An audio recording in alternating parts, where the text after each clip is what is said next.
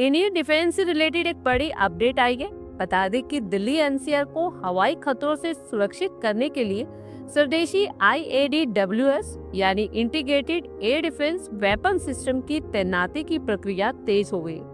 DRDO के इस multi layer system में QRSAM, विशोरेट और लेजर बेस्ड ड्यू शामिल है, जो मिसाइल, ड्रोन्स और तेज स्पीड वाले एयरक्राफ्ट को अलग अलग दूरी पर मार गिराने में सक्षम है।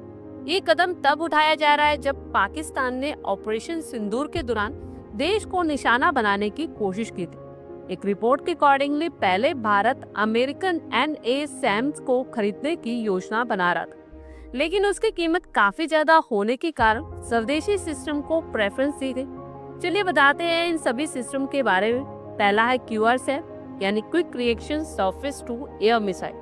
ये एक कनिस्टर बेस्ड मिसाइल है और ये एक मोबाइल सिस्टम है, जिसका मतलब है कि इसे तेजी से एक स्थान से दूसरे स्थान पर ले जाया जा सकता है। ये सिस्टम पहला निशाना दागने में बहुत कम समय लेती है। QRSAM की मारक क्षमता लगभग 25 से 30 किलोमीटर तक। ये कम दूरी पर मौजूद विमानों और ड्रोन्स के लिए घातक हथियार है। ये दुश्मन के कम ऊंचाई वाले फाइटर जेट्स और क्रूज मिसाइल्स को तुरंत नष्ट कर सकती है। दूसरा है विशोरेट यानी very short range air defence system. ये एक पोर्टेबल मिसाइल सिस्टम है। इसे एक व्यक्ति द्वारा भी कंधे पर रखकर ऑपरेट किया जा सकता है। इसकी मारक क्षमता बहुत कम दूरी की होती है, आमतौर पर 6 से 8 किलोमीटर तक। ये कम ऊंचाई पर उड़ने वाले खतरों के लिए सटीक है।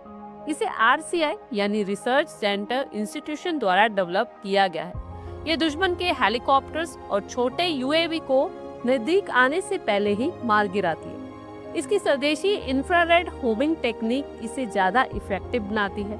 तीसरा है ड्यू यानी कि डायरेक्ट एनर्जी वेपन। ये हाई पावर वाली लेजर बेस्ड सिस्टम है।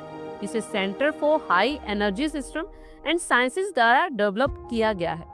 ये सिस्टम पुरानी मिसाइल से अपोजिट लेजर का इस्तेमाल करके टारगेट को हिट करती है। डायरेक्ट एनर्जी वेपन की रेंज टारगेट और लेजर की पावर पर भी डिपेंड करती है, लेकिन ये ड्रोन्स जैसे खतरों को करीबी से मध्यम दूरी पर इनएक्टिव कर सकती है। ये सिस्टम गोला बारूद पर निर्भर नहीं करता।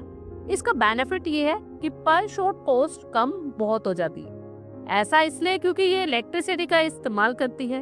ये सैकड़ों ड्रोन्स को तेजी से बेअसर कर सकती है, जिससे मिसाइल्स की हाई कॉस्ट बचती है।